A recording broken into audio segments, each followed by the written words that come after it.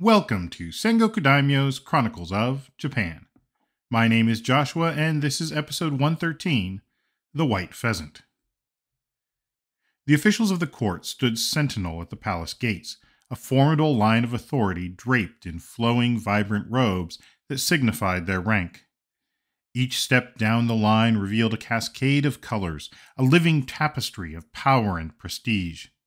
Only the envoys from distant shores stood apart, their unique uniforms adding an exotic flair to the proceedings, as well as a certain legitimacy as outside witnesses. The air crackled with anticipation as the crowd waited, their breath held until four figures emerged, bearing aloft a magnificent litter adorned with intricate decorations that shimmered as they caught the sun's rays. Upon that litter rested a cage, and within it a dazzling white pheasant, plucked from the untamed wilds of Anato. Whispers rippled through the throng. Some questioned the significance of this fragile creature, while others dared to see it as a divine omen. Was this bird as pure as the tales had promised? The capital had buzzed with rumors ever since its unexpected arrival, and those in the back stretched their necks, desperate for a glimpse of this rare marvel. The past year had cast a shadow over the Yamato court, leaving the air thick with uncertainty. Yet this ethereal bird, shimmering with the promise of renewal, seemed to herald a shift, an opportunity for rebirth that everyone craved. At the very least, it was a much-needed distraction from everything that had previously occurred. As the litter glided past, the courtiers bowed deeply in reverence, forming two disciplined lines that followed through the grand gates. Together they marched into the palace, hearts pounding with hope. They were not just entering a building. They were stepping into a new era, one that, with a whisper of fate, could rise above the struggles of the past. So this episode, we kick off the start of a new era, the Hakuchi era, or the era of the White Pheasant. It followed the Taika era, and it does have a different feel. It's less about new edicts and more about how things were shaking out and coming together. And one of the things that was coming together was the Nagara no Toyosaki Palace, which is believed to be the same one known to archaeologists as the Early Naniwa Palace, unearthed in Osaka and dated to the mid-7th century.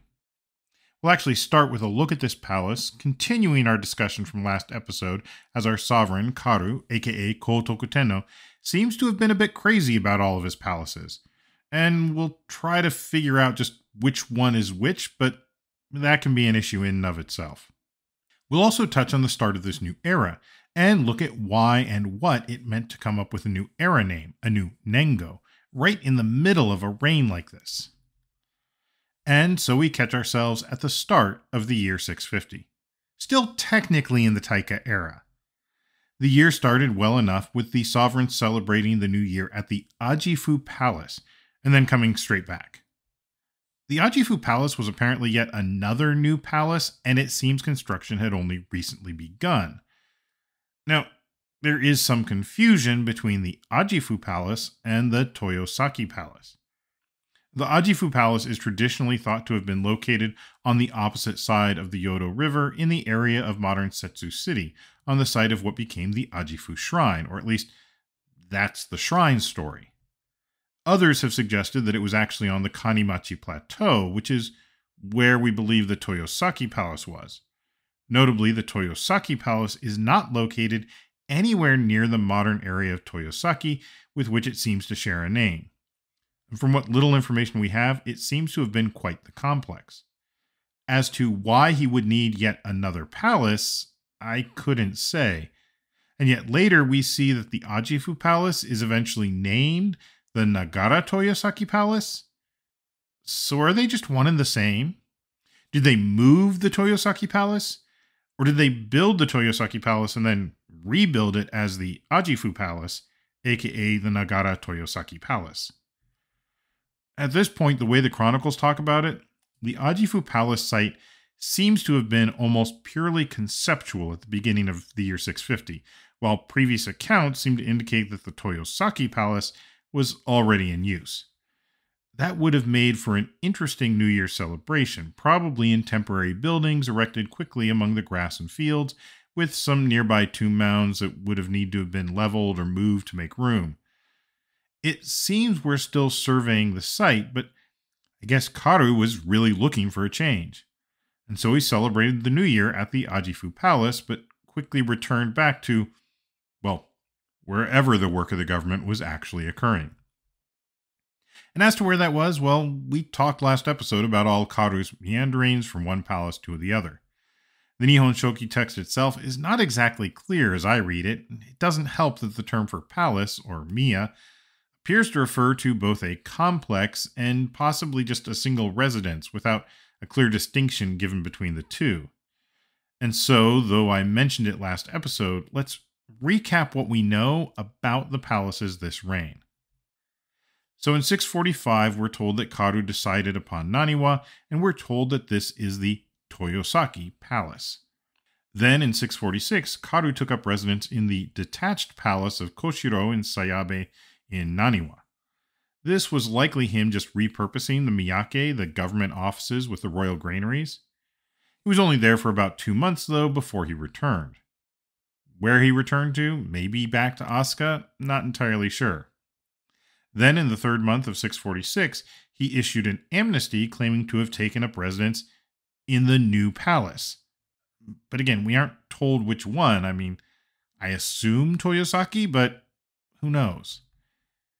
In 647, 2 years into the reign, the government offices at Ogori are torn down and a palace was built there. Now, this is somewhat confusing because there appear to be two government districts, Ogori and Ogori. You'll probably notice how similar those two sound, though it may have been more like Wogopori and Opogopori back in the day. Wogohori, or the small district, is mentioned once, but mainly just as a place name. Ogohori, or the big district, has previously shown up as the place with government offices for those envoys coming from overseas. Confusing matters, in a later entry, Karu eventually moves out of the palace at Ogori and into the palace that would be known as the Nagara Toyosaki Palace. So was he at Ogori and then later at Ogori? Or was there just some scribal error such that the two got confused? And then in 648, we're told that Karu moved into the Toyosaki Palace in Naniwa. 2 years later, in 650, and he is now celebrating New Year's at the Ajifu Palace, which may refer to a location on the other side of the Odo River, but is likely in the spot we now think of as the Nagara Toyosaki Palace. We then know that in 651 they were still building a palace, and it isn't until the last day of 651 that Karu would formally move from Ogori into the Ajifu Palace, which we're told was then renamed the Nagara no Toyosaki no Miya, the Nagara Toyosaki Palace. Anyone else confused yet? Alright, so I have several thoughts on all of this. One is that there may have been two Toyosaki palaces. There was the Toyosaki Palace that he first moved into, and then there's the Nagara Toyosaki Palace. Nagara appears to mean something like long handle, but other than that, I don't know that there's a good translation. It may refer to the fact that it was meant to last longer, or that it was even larger than the previous palace, I guess. It may even be that the original Toyosaki Palace was just a few of the buildings and that eventually it grew into the larger Nagara Toyosaki Palace. But if that's the case, what's up with the term Ajifu? Was that just one building in the larger palace? Or set of buildings? Or are earlier mentions of Toyosaki anachronistic, and perhaps it wasn't until the entire thing was complete that they gave it that particular name? Many modern accounts appear to conflate the Toyosaki Palace with the Nagara no Toyosaki Palace, saying it just took that long to build. That would imply that the Ajifu Palace really was there on the Kanimachi Plateau at the known Naniwa Palace site. Alternatively, Nagara could possibly have been a reference to the fact that the Ajifu Palace was an extension of the larger Toyosaki complex, possibly out of the government offices of either Ogori or Ogori. And for all that we don't know exactly what was happening here, we have a pretty good idea in the archaeological record about at least one of the palace sites in the Kanimachi Plateau. This site has been identified as the Toyosaki Palace of Karu, aka Kotoku Tenno, and it would actually be reused at a later date.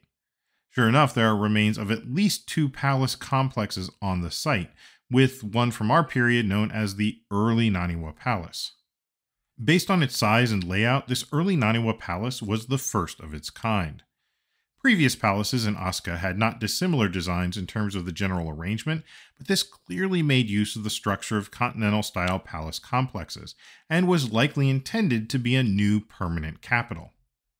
The north of the palace complex consisted of a rectangular walled section 185 meters east to west and 200 meters north to south, making up the dairi. That's almost 10 acres of enclosed space set aside as the sovereign's personal living quarters. South of that was a smaller area with the front hall, one of the largest for its time. It was 36 meters east to west and 19 meters north to south. This would have been the hall called the Daigokuden in later palaces, where official rituals would take place. There was a gate between it and the dairi to the north, as well as a gate to the south, flanked by two octagonal buildings, which led to the Chodoin, the main working area of the court complex. This is part of what sets this palace apart from others, and why it likely took a while to build. It also may explain all the different palace names, as there was probably a lot of construction for a very long time. In previous instances, as far as we can tell, the sovereign's palace was both their home and the building where state business was conducted. Think perhaps of the White House in the US, and then imagine that the White House, the Capitol building, and the Supreme Court were all part of the same compound, with only the barest of concessions to privacy between them. In this new layout, the dairi was reserved to the sovereign, and there was a small area for the official throne room, and then south of that was the Chodoin, the court hall complex.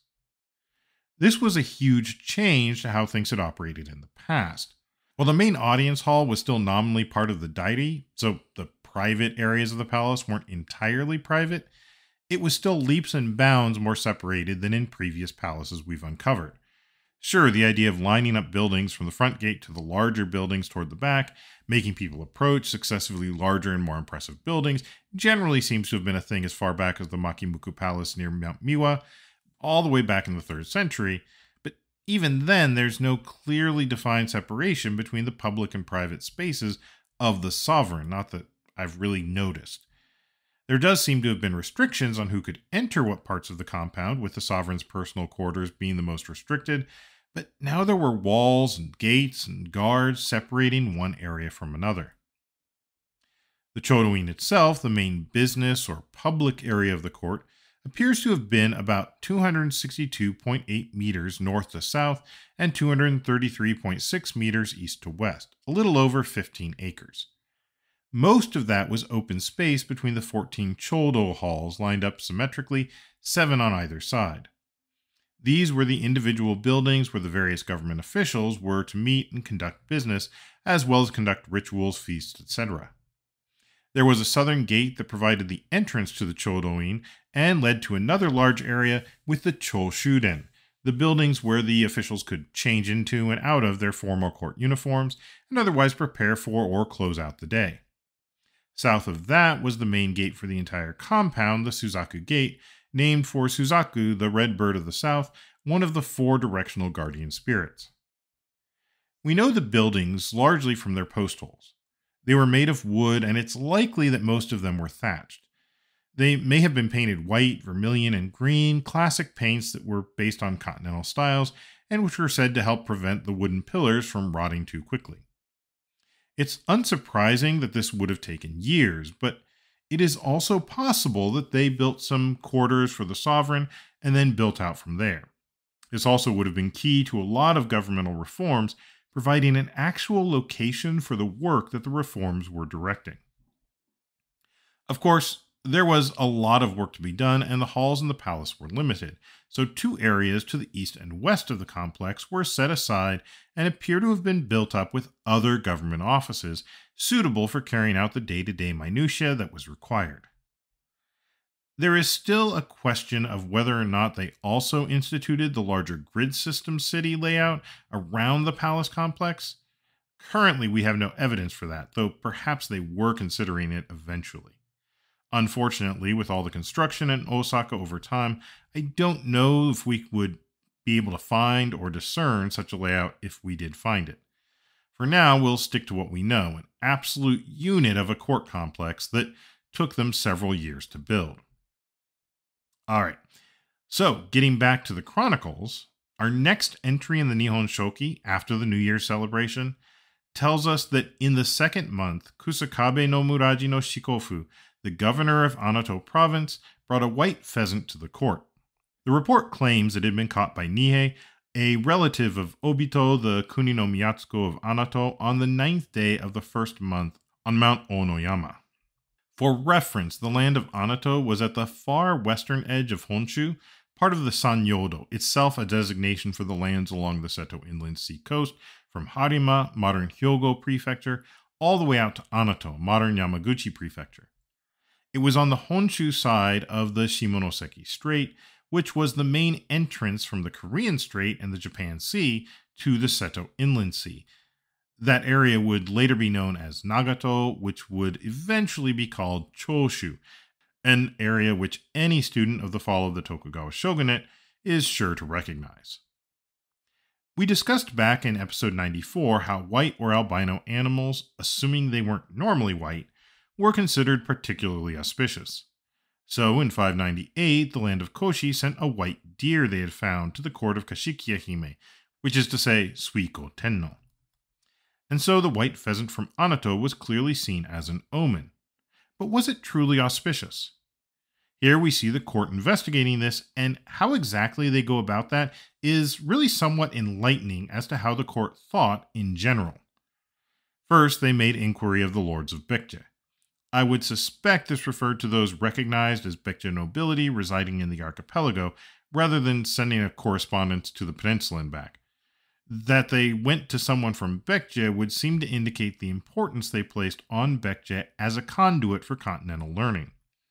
Indeed, the answer they got back, whether that was from a single unnamed individual or a group of Baekje nobility, was that the white pheasants were recorded in the 11th year of Yongping, which would be 68 CE to us. This was during the reign of Ming of the later Han dynasty. Han Mingdi, aka Emperor Ming of Han, was born Liu Yang and also known as Liu Zhang. He reigned from 57 to 75 CE. Ming and his son, Emperor Zhang, oversaw a period of particular prosperity for the Eastern Han dynasty. On the other hand, there was an attempt to curse Emperor Ming in 67 CE, which ended with the death of the ambitious Prince Jing of Guangling. Then, in 70 CE, Prince Ying of Chu was also convicted of using magic to try and secure blessings while he fomented revolution against the emperor, and he was exiled where he committed suicide. So I don't know if this marks the pheasant as particularly auspicious or not. Asking the Buddhist priests, who frequently studied not just Buddhist canon but other continental texts, they mostly drew a blank, at least on the specifics of a white pheasant. They did recommend that a general amnesty would not be amiss, as it would bring joy to the people. I guess if you aren't sure about the nature of an omen, you can certainly do something to help it out. And while they weren't specifically sure about a white pheasant in Buddhist scripture, a couple of priests did have suggestions. The priest Doto recounted a story from Goguryeo, when the court there wished to build a new Buddhist temple, but they couldn't divine a suitable and auspicious site. When someone witnessed a white deer, they chose that spot for the temple, which was then called the Temple of the Park of the White Deer. According to Doto, this temple established Buddhism in Goguryeo. Furthermore, he recounted when a white sparrow was seen on the farmstead of another temple, or when a dead crow with 3 legs had been brought back from the Tang dynasty. The people had proclaimed both of these to be good omens. So, given all of that, Priest Doto concluded a white pheasant must be especially auspicious. The priest Bin agreed. Bin, you may recall, had been heavily relied upon for his knowledge in setting up the new governmental structure, which would seem to indicate that he was quite well versed in continental ideas, and he had even traveled there himself. He provided the court several different reasons why a white pheasant might appear. First, it might appear when a ruler extended his influence to all 4 quarters. Second, it might appear when the sovereign's sacrifices are appropriate and when his banquets and clothing are in due measure. Third, it might appear when the sovereign cultivates frugality. Finally, it might appear when the sovereign was humane. He didn't provide any specific examples of how he arrived at his conclusions, at least nothing that was recorded, and so he may have been relying on just his own expertise here.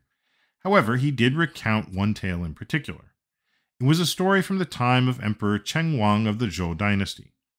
Chengwang is said to have reigned in the 11th century BCE from 1042 to 1021, and so take that how you will. Important to us is not what happened so much as what the Yamato court believed had happened. What was the historical truth that they were working with at the time? According to Bin, during Chengwang's reign, the Yuanshang family brought a white pheasant to court. Apparently, it had been 3 years without any exceptional storms or rains, and neither the rivers nor seas had flooded. So the old men found this an extremely long time to go without any kind of disaster, indicating that the pheasant was clearly an auspicious omen indeed. Priest Bin also mentioned other accounts, but the chroniclers omitted them from the record. Whatever those accounts were, the court had heard enough. The white pheasant was declared auspicious, and a new era was declared, the Hakuchi, or White Pheasant era. They let the white pheasant loose in the royal garden, presumably with clipped wings or otherwise kept from flying off, and then the preparations were made immediately to officially inaugurate the new era 6 days later, on the 15th day of the second month of 650. Before we get into that, though, I want to pause and take a look at something here. The authority of precedent. Time, as conceived of in the continental model, was cyclical. There was the cycle of day and night, the cycle of the year, and the repeating seasons. Likewise, the planets and heavens all had their own cyclical periods. In addition, there was the idea that the yin and yang forces in the universe likewise cycled through predictable patterns. The sexagenarian cycle, or cycle of 60 years, being an example of a longer-term cycle. And then there was the Buddhist cycle of death and rebirth, at least as long as one remained tied to this mortal plane of existence. Well, if time is cyclical, then one can look back to the past to predict the present. Stories of the past were seen as holding authority over similar events in the present day. Understanding these historical stories and being able to pull them provided its own kind of power and authority. Rather than attempting to reason from first principles, precedent was often a more convincing argument. Being able to read and write and recall all these stories gave scholars the ability to influence events. Of course, who had time to do all that other than people like Buddhist priests or the doctors of the court? This is also one of the reasons that people would have had to write down histories and, eventually, to keep diaries and accounts of what happened. Those accounts would, over time, become essential records to invoke for moments like this, and even a record like the Nihon Shoki or the Kojiki would have similar significance.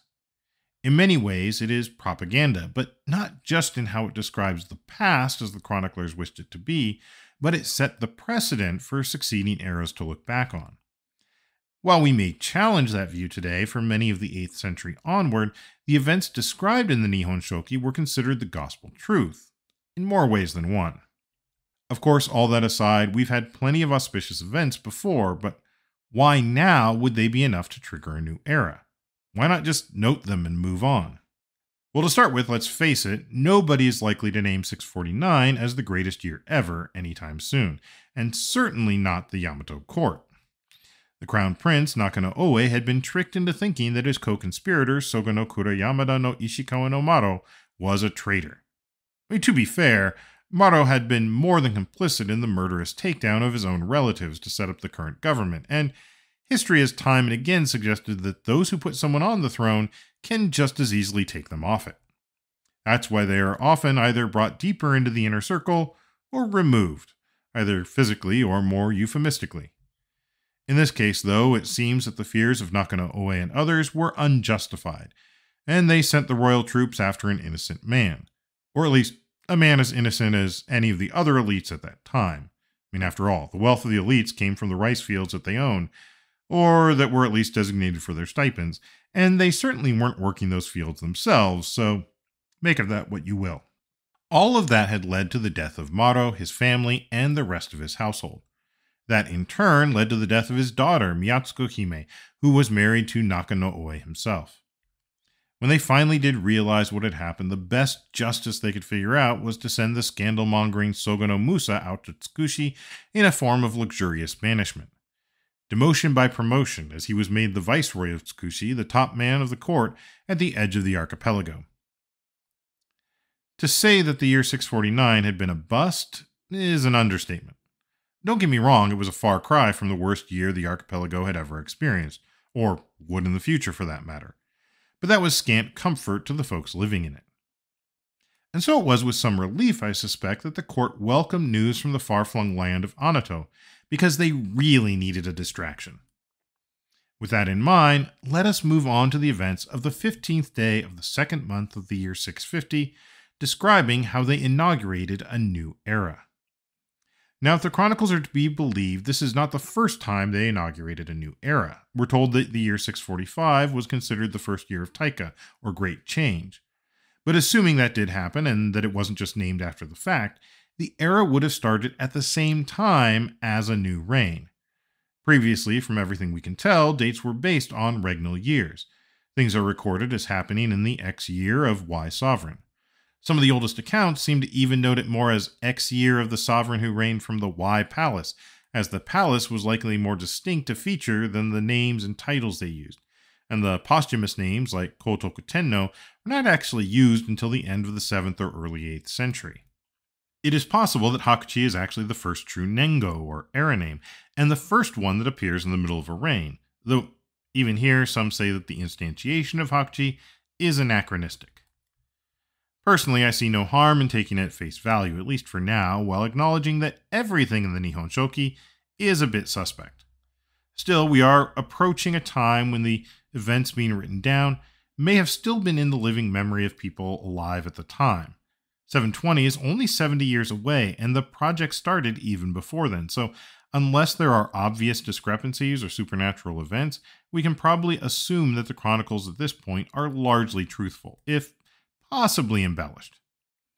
And so it is we're told of what happened. To begin with, the court lined the ministers of the left and right and all of the functionaries in 4 lines outside the Purple Gate, as they would during a New Year's reception. This was like the one they had just had, by the way, at the Ajifu Palace. The Purple Gate was probably a reference to the Southern Gate, whether that meant the Southern Gate of the Chodoin or the Southern Gate of the entire complex, the Suzakumon. I'm not quite sure, and heck, I don't even know which one was built yet. The fact that the courtiers lined up at the South Gate in the same way they would have during a New Year's reception would seem to indicate that this was seen as the start of a new year. It was no longer a Taika year. Starting on that day, it was now the first year of Hakuchi. The month and day would not change, however, so it was still the 15th day of the second month. That means that technically the first year of Hakuchi would only have 10.5 months in the year, maybe 11.5 if there was an extra numerary month. Likewise, the last year of Taika would only have 1.5 months. And if you're thinking that this must make Japanese dates really tricky around the start or end of the year, you don't know the half of it. Sometimes events will get placed in the wrong era because they happened a few months before or after the change, and people forget that when they're translating to and from Western dates. It also means that era names can't just give you the years of the era, but really need to give you the month and date it starts and ends. Fortunately, most people are quite understanding about the occasional mistake. Anyway, I digress. The courtiers were lined up as though for the New Year's, and then they watched as Ahata no Omi no Iimushi and 3 others bore a litter with a pheasant on it and went ahead through the gates. The others followed in rank order, with the ministers of the left and right leading the various functionaries. The Baekje Prince Pungjang and his uncle Sesong Chungsung, whom we mentioned back in episodes 105 and 107, as well as Mochi, the physician to the king of Goguryeo, a scholar attached to the court of Shilla, along with other important persons, all advanced as well into the central court of the palace. The pheasant's litter was taken up by Mikuni no Kimi no Maro, Ina no Kimi no Takami, Miwa no Kimi no Mikaho, and Ki no Omi no Maro, who brought it to the front of the hall. There, the ministers of the left and right took the front of the litter, while the Prince of Ise, Mikuni no Kimi no Maro, and Kura no Omi no Oguso took the rear. Don't worry, there's not going to be a test on any of these names. Together, they placed it in front of the throne. The sovereign, Kura, and the crown prince, Nakano Oe, examined the pheasant together. The crown prince then backed away, and the new minister of the left, Kose no Omi, presented a congratulatory address. He gave thanks to the sovereign and claimed that the pheasant was a sign that the sovereign would rule for 1,000 autumns and 10,000 years across the 8 great islands of the archipelago, the Oyashima, and the 4 quarters of the earth.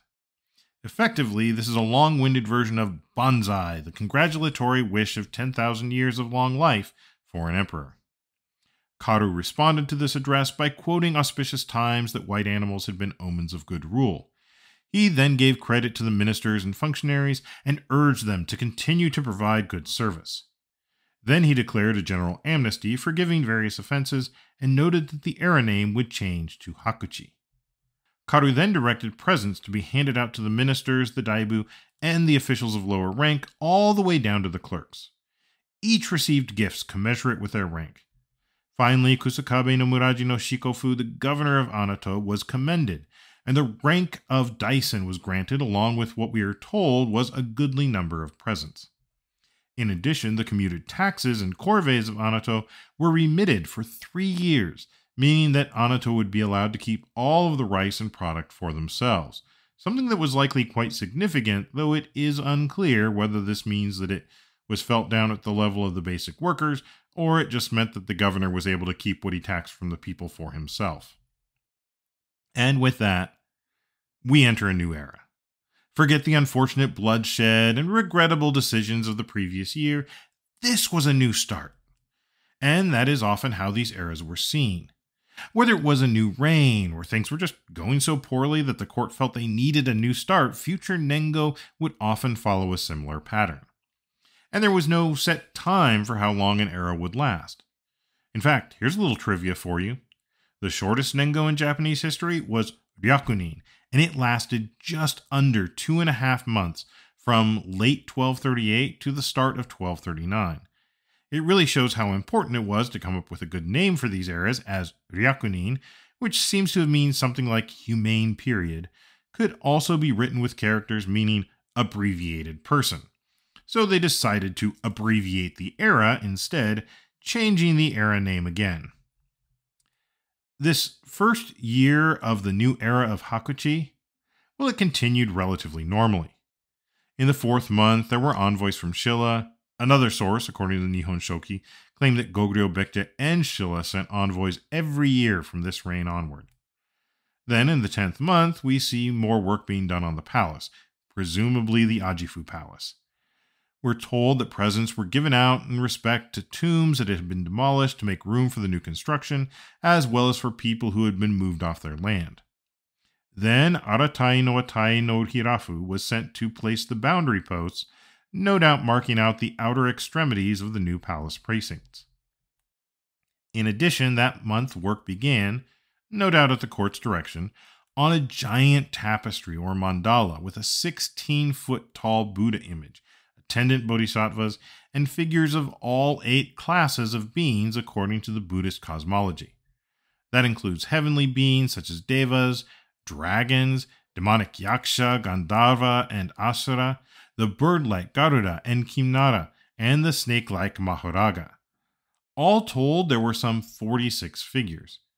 It doesn't seem to say where it was to be installed, though it may have been made for the new palace complex. Also in that year, we're told that the court ordered Aya no Yamaguchi no Atai no Oguchi to carve 1,000 images of Buddha. But once again, we aren't told where they resided. We do know that the 16-foot tall embroidered Buddha was completed in the 3rd month of 651. It had taken them approximately 5 months. The day after they were completed, the Dowager Queen, Takara no Hime Miko, aka the former sovereign Kogyoku Tenno, who had stepped down in 645, invited 10 Buddhist teachers and prepared a feast and entertainment, likely to bless and show off the completed images. At the end of 651, the palace itself was finally coming to completion. We're told that over 2,100 Buddhists were invited to the Ajifu Palace to read the Isaikyo on the last day of the year. Isaikyo is the entirety of the Buddhist canon, and so this was probably done in the abbreviated Tendoku style, with priests just reading the chapter headings and flipping through the sutras, though with 2,100, maybe it was possible they just each read a different portion all at the same time. As it grew dark, the palace courtyard was kept bright with 2,700 lights, while we are told that the Antaku and Dosoku sutras were then read. By the way, Aston notes that these last two sutras, the Antaku and Dosoku sutra, they don't actually appear to reference any actual sutras that we know of, and he posits that they may have simply been rituals for home safety and stuff like that. Given what we know about the fate of so many of these old wooden palaces, kind of makes sense. After the sutras were read, the sovereign Karu formally moved from his residence in Ogori into the new palace, which was called Naniwa no Nagara no Toyosaki no Miya. As I noted at the beginning, it is unclear if this was the Ogori or Wogori, and it is even somewhat murky as to whether or not it was considered a palace. Not to mention that after the New Year's ceremonies were completed, the royal chariot, which would have been carrying the royal sovereign, went back to Ogori. I guess things weren't quite ready yet. He would return on the 9th day of the 3rd month, and even then we don't see a note that the palace was truly complete until the 9th month of 652. There's a lot here where we see things that appear to be scheduled so that they can occur on auspicious days, even if everything else isn't quite ready. So for example, reading the sutras and formally moving into the palace on the last day of the year so that one could host the New Year's celebration there the next day was probably something they did purely for ceremonial purposes. You may recall that in 650 they basically did the same thing. There are a few more references to the palace. On the 15th of the 4th month of 652, the Buddhist ascetic Aeon was invited into the Dairi to explain the Muryoju Sutra, also known as the Sukhavati Vuyu Sutra. Aeon was made a lecturer, and there were said to be 1,000 ascetics in the audience, listening to his teachings. That apparently went on for 5 days, being discontinued on the 20th day.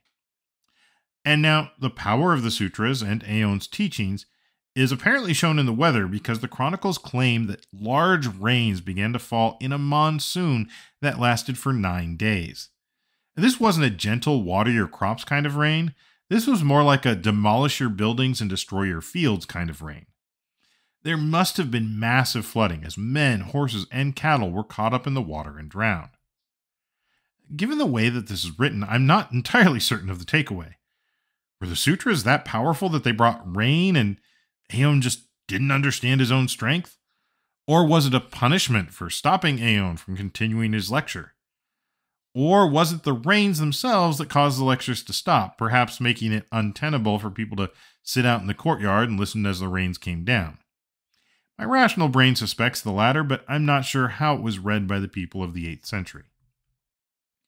On the last day of 652, priests and nuns from around the country were invited to the Dairi to the interior of the palace and entertained and given a feast. Alms were given and lights were kindled to celebrate the new year. But then that's the last entry I really see for the palace as such. There was plenty more happening through the era, and we'll definitely touch on that. We start to see Shilla and Tang dynasty getting chummy, and we also see some of the reforms still working their way across the land. We also have Yamato's own expeditions out to the Great Tang dynasty. But given time, we'll probably just save that for the next episode as we continue to dive into the Hakuchi era. And so, with that, until next time, thank you for listening. Thank you for all your support. Remember, if you like what we're doing, please tell your friends and feel free to rate us wherever you listen to podcasts. If you feel the need to do more and want to help us keep this thing going, we have information on how you can donate on Patreon or through our coffee site, ko-fi.com/Sengoku Daimyo. Or you can find links over at our main website, sengokudaimyo.com/podcast, where we will have some more discussion on topics from this episode.